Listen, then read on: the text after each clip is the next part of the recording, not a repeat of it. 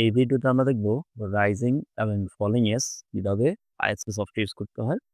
তো আমরা সফটওয়্যারে এসে আমাদের লাস্ট যে প্রোগ্রামটা ছিল যে M0 সুইচটাকে প্রেস করলে আসলে এটা অন হয়, M3 প্রেস করলে এটা অফ হয়। কেমন?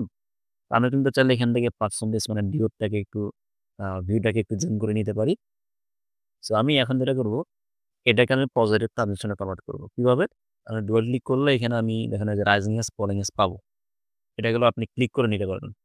আবার যদি আপনি এখানে লিখতে চান যে আমার আসলে LDE স্পেস M0, তাহলে কিন্তু সেক্ষেত্রে এটা রাইজিং এজে কনভার্ট হয়ে গেছে। আমি চলে আগের অ্যাড্রেসটাকে ডিলিট করে দিব।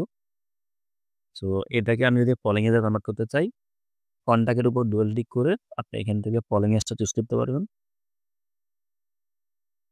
অথবা আপনারা এখান থেকে লিখতে পারেন যে LDA স্পেস M3, কেমন? আপনি ২ ভাবেই নিতে পারবেন। সো এখন আমরা এখান থেকে কম্পাইল করব এটাকে।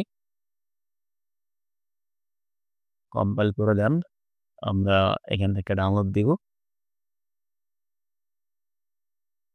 ট্রান্সফার। ওকে,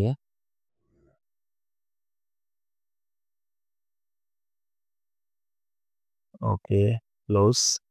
দেন আমরা এটাকে আমাদের মনিটরিং মোডটাকে আমরা অন করব। সো এখন আমি যদি এখানে ক্লিক করে এটাকে সেট অন করি, তাহলে শুরুতেই সে এটাকে সেট করে দিয়েছে। তো আমি এটাকে অফ করলাম। আর একে যখন আমি অন করব সে কিন্তু রিসেট করে নাই। কারণ সে কলিং আছে। সে সে পুনরায় বন্ধ হওয়ার মুহূর্তে সে একটা পালস পাঠাবে এবং এটাকে রিসেট করে দিবে। কেমন? সো এভাবে আমরা খুব সহজে আমাদের রাইজিং এজ এবং ফলিং এজ আমরা আমাদের আইএসপি সফটওয়্যার ইউজ করতে পারবো। সকলকে অসংখ্য ধন্যবাদ। আসসালামু আলাইকুম।